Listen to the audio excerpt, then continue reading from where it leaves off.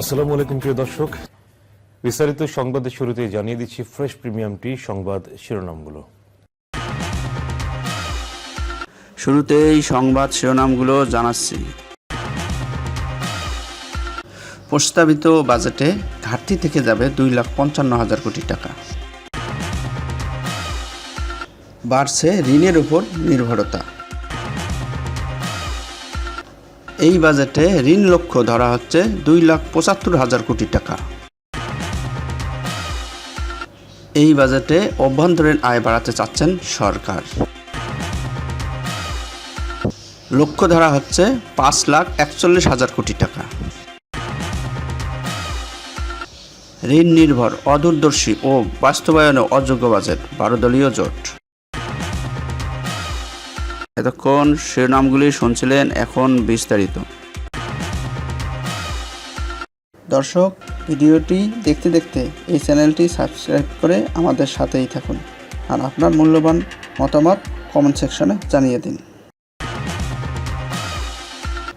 12 দলীয় জোটের শীর্ষ নেতারা 2024-25 অর্থ বছরের বাজেটকে জনকল্যাণহীন বলে আখ্যায়িত করেছেন। জোট নেতারা বলেন, জনরায়হীন এই অবৈধ সরকারের বাজেট কখনোই জনগণের কল্যাণে আসতে পারে না। জোট নেতৃত্ববৃন্দ বলেন, রাজস্ব আহরণের ঘাটতির ফলে সরকারকে অতিমাত্রায় বিদেশি ও অভ্যন্তরীণ ঋণের উপর নির্ভরশীল বাজেট প্রণয়ন করতে হয়েছে। $12 বিলিয়ন ঋণের উপর সুদ পরিশোধ করতে হবে, যা প্রস্তাবিত বাজেটের রাজস্ব আয়ের 1/3। বর্তমানে দেশে মাথাপিছু ঋণের পরিমাণ 1,60,000 টাকা ছুঁই করছে। প্রস্তাবিত বাজেট বিশাল ঘাটতি পূরণের কোনো দিক নির্দেশনা নেই।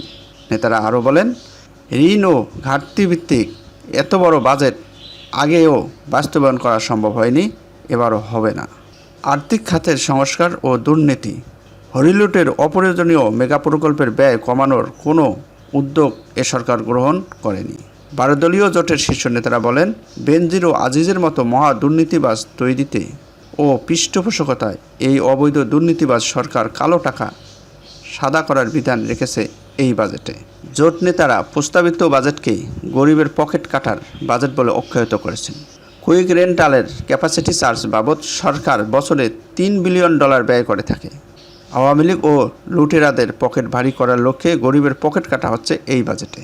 তারা বলেন, একটি অগণতান্ত্রিক, স্বৈরাচার ও জনরায়হীন সরকারের থেকে আমরা কখনোই জনবান্ধব ও কল্যাণকর বাজেট প্রত্যাশা করতে পারি না এবং এই বাজেটকে আমরা প্রত্যাখ্যান করলাম।